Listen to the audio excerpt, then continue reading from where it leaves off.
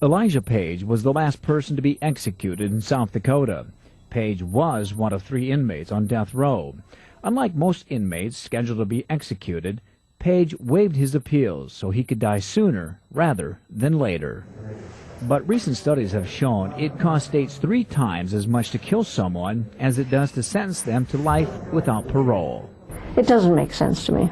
State Senator Sandy Jerstad sponsored a bill in 2007 to repeal South Dakota's death penalty. She says not only is the death penalty morally wrong, but the money spent during the lengthy appeals process could be put to better use by the state. We have so many needs in our state right now. I mean, there are Medicaid people, of course, education, our roads, those are, some biggies right there. It's hard on the state. It already costs a lot of money to imprison people. Donald Moeller was sentenced to die for the 1990 murder of 9-year-old Becky O'Connell. 20 years later, Moeller's appeals are still pending, racking up huge bills for taxpayers of over $1.5 million.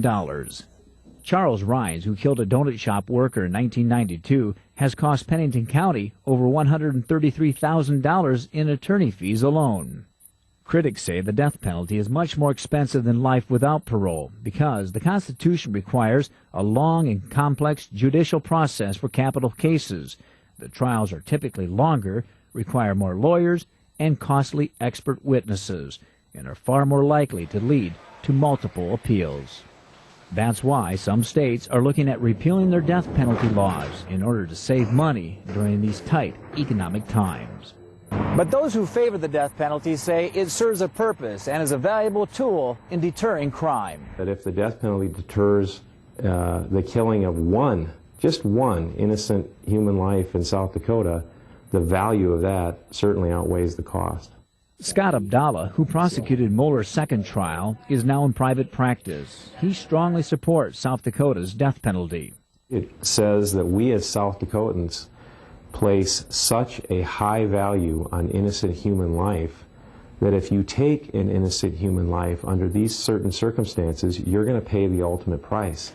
Abdallah says even if South Dakota didn't have the death penalty, taxpayers would still have to pay a high price. The numbers from our state show that it costs between $20,000 to $30,000 a year to house somebody in this state. And so, depending on the age of the defendant, that can add up, and that can add up fast if they spend the rest of their life at the taxpayer's expense.